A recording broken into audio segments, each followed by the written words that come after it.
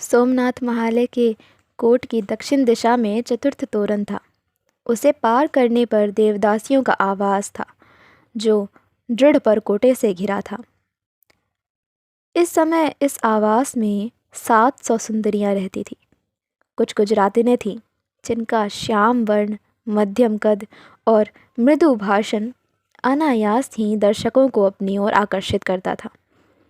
कुछ उत्तरापथ की निवासिनी थीं, जिनकी उन्नत नाक और प्रशस्त मस्तक, गौर वर्ण तथा उच्च स्वर उनके व्यक्तित्व को प्रकट करता था। कुछ सुदूर हिमाचल श्रृंग के परे की निवासिनी थी, जिनकी चपटी नाक, ठिगना कदन और पीत वर्ण अलग छटा दिखाता था। कुछ दक्षिणापथ की श्यामल वामाएं थीं, जो अपने उज्ज्वल वेश और चंचल नेत्रों से क्षण भर में ही यात्रियों का हृदय जीत लेती थी। कोई मृदुल खरच के स्वर से, कोई कुशल प्रगल्भ आलाप से, कोई भावपूर्ण नृत्य विलास से देव और देव भक्त जनों को रिझाती थी। सब देवार्पित थीं और नृत्य गीत विलास से देव सोमनाथ और उनके भक्तगणों की आराधना करती थी। ये सुंदरियां नख शिख से विलास, श्रृंगार और भाव की प्रतिमूर्तियां सी बनी रहती थी। इनके मोह और भाव में फंसे राजा मंत्र मुक्त बने सोमनाथ महालय में महीनों वर्षों परे उनकी नुपुर ध्वनि की ध्यान करते और उनके प्रेमामृत को चख कर महावर रंजित पाद पंकज का मृदुल सुखद कोमल आघात स्पर्श कर जीवन धन्य करते थे। इस आवास में सबसे पृथक एक और छोटा सा किंतु सुंदर घर सबसे निराला था। इस घर के द्वार पर एक बिल्व वृक्ष था। यही गंगा दासी का घर था। गंगा का यौवन अब संपूर्ण हो गया था। उत्फुल्ल नेत्रों से चारों ओर स्याही की रेखा दौड़ गई थी। उत्फुल्ल नेत्रों के चारों ओर स्याही की रेखा दौड़ गई थी। गुलाबी गालों की कोर पर एकाध लकीर दिख पड़ती थी। थोड़े से काले और घूंघर वाले केश कुछ के बीच एकाध श्वेत बाल चांदी के तार के समान चमकता दिख पड़ता था। उसके सुंदर दांत अभी भी वैसे ही आभा बिखेरते थे, पर होठों का रस एक रत्ती कम पड़ चुका था। अभिप्राय यह कि गंगा अब 40 के निकट पहुंच रही थी, फिर भी उसकी वाणी में, चाल में और खरी होने के ढंग में एक उन्मादक आकर्षण था। वह महान कलाकार थी। उस युग में दक्षिणांचल में उसके समान गायिका और नर्तकी दूसरी न थी। वह 20 वर्ष तक सोमनाथ महालय में नर्तकी का अधिष्ठात्री पद भोग चुकी थी और अब भी वह उसी पद पर आसीन थी। गंग सर्वज्ञ जब महालय में पीठारूढ़ हुए, उसके 2 ही वर्ष बाद गंगा भी न जाने कहाँ से एक दिन अचानक अपना छकड़ा भरा रूप और बिखरता हुआ यौवन का मद लाकर महालय के प्रांगण में नृत्य करने लगी। उस समय वह 15 वर्ष की एक छोकरी थी। छरहरा शरीर, उज्ज्वल श्यामल वर्ण, गहरी काली आंखें, मध्यम कद और सर्प की सी चपलता। उसके प्रथम नृत्य ने ही उसे महालय की सभी नर्तकियों की अधिष्ठात्री बना दिया। गंग सर्वज्ञ तब भी एक तरुण ब्रह्मचारी थे। तप्त ताम्र सा रंग, महामेघा, सिंह के समान वक्ष और कटी। उनके तप और तेज की बहुत बातें गुजरात में फैली थीं। वे दशांग विद्याओं के ज्ञाता, त्रिकालदर्शी एवं ऊर्ध्वरेता ब्रह्मचारी थे। यह भी कहते थे कि काशी और मिथिला के महावागीश्वरों से उन्होंने शास्त्रार्थ में दिग्विजय प्राप्त की थी।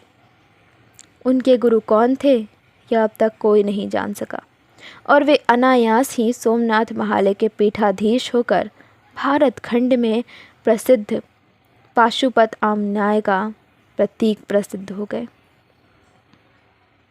फिर भी गंग सर्वज्ञ और गंगा, इन दोनों की पूर्वापर कथाएं जैसे वेगवती बरसाती नदी की भांति भांति भांति का रूप धारण कर बह चली।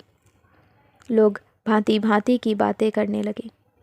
गंगा जब महालय के गर्भ द्वार के सम्मुख अपना अलस यौवन और उद्विग्न रूप लेकर नृत्य कला का विस्तार करती, तो उसके अंगन्यास, पदाघात, नुपुर ध्वनि, स्वर लहरी सब एक साथ स्वर ताल मूर्छना और वाद्य ध्वनि से कंपित वातावरण से सहस्र सहस्र मनुष्यों को आपे से बाहर कर देते।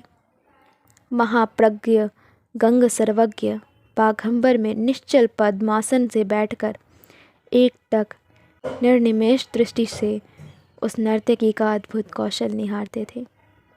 घंटों तक न उनका शरीर हिलता, न पलक गिरते।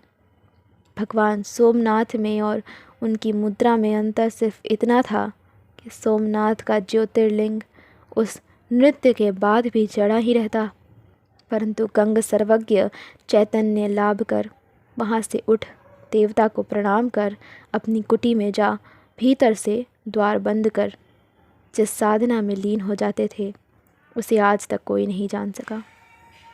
इसी भांति ये 25 वर्ष व्यतीत हो गए। जैसे आग जलकर बुझ जाती है, उसी भांति गंग सर्वज्ञ और गंगा के संबंध की छोटी बड़ी प्रकट और गुप्त बातें भी आप ही समाप्त हो गईं। गंगा और गंग सर्वज्ञ दोनों ही अब प्रौढ़ हो गए। सूर्य मध्याह्न में प्रखरता बिखेर कर ढल गया था। उद्याम किरणें अब पीली पड़ गई थी। गंगा के उन सुंदर नेत्रों में एक मनोरम गांभीर्य अवतरित हुआ था। उन्हीं नेत्रों का बाला के ऊपर निक्षेप करके गंगा ने कहा, नृत्य कर सकती हो? कुछ कुछ। किससे सीखा? महाराज उदयादित्य से। उन्हें कहाँ पाया? पिताजी ने युद्ध में उन्हें बंदी किया था। सो तुम चालुक्य राजनंदिनी हो, मैं देव निर्माल्य हूँ। बालिका के नेत्र सजल हो गए, वाणी भी कंपित हुई। क्या पश्चाताप होता है? नहीं, मनुष्य भोग्या होने की अपेक्षा देव निर्माल्य होना उत्तम है। फिर आंखों में आंसू क्यों? यूं ही। उसने आंसू पोंछ लिए। देखूं तुम्हारा नृत्य? देवता के सम्मुख ही देख लेना। ऐसा ही सही। तब वस्त्र विन्यास भी तुम स्वयं यथारुचि करो।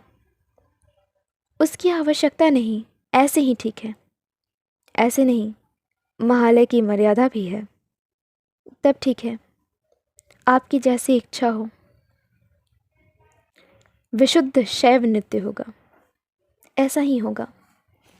तब आओ, मैं वेश विन्यास कर दूं। ब्रह्म मुहूर्त में अब विलंब नहीं है। द्वार पीठिका बजने लगी है और सर्वज्ञ गर्भगृह में पहुंच गए हैं। चौला ने आपत्ति नहीं की।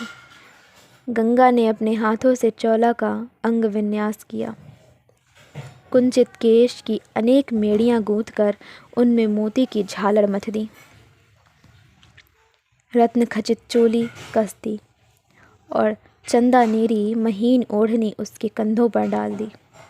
कश्मीरी शाल कटी में लपेट लाल रंग का अधिवस्त्र पहना दिया।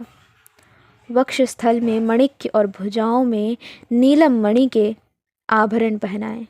सबके बाद मस्तक पर हीरो का एक मुकुट रख दिया। यह सब श्रृंगार करके गंगा मुस्कुरा दी, पर साथ ही उसकी आंखों से 2 बूंद गर्म आंसू टपक पड़े। चौला ने पूछा, आंसू क्यों? यों ही, अब चलो। नहीं, कहो। एक बात स्मरण करके। क्या गोपनीय है? नहीं, आज से 25 वर्ष पहले ठीक इसी समय, इसी वेश में, इसी आयु में एक और बालिका ने इसी पथ पर होकर महालय के गर्भ द्वार में इसी अभिप्राय से प्रवेश किया था। और इस समय जो महापुरुष तुम्हारी प्रतीक्षा कर रहे हैं, वही उसकी प्रतीक्षा कर रहे थे। बालिका ने क्षण भर सोचकर कहा, महापुरुष कौन? सर्वज्ञ? हाँ। और वह बालिका आप थीं? थी तो, चौला बोली नहीं, चुपचाप खड़ी रही। गंगा ने उसे अंक में भर कर चूम लिया। चौला भी लिपट गई। दोनों भाव मूड हो गई। गंगा ने आंसू पोंछकर कहा, चलो चलो। दोनों चल दी।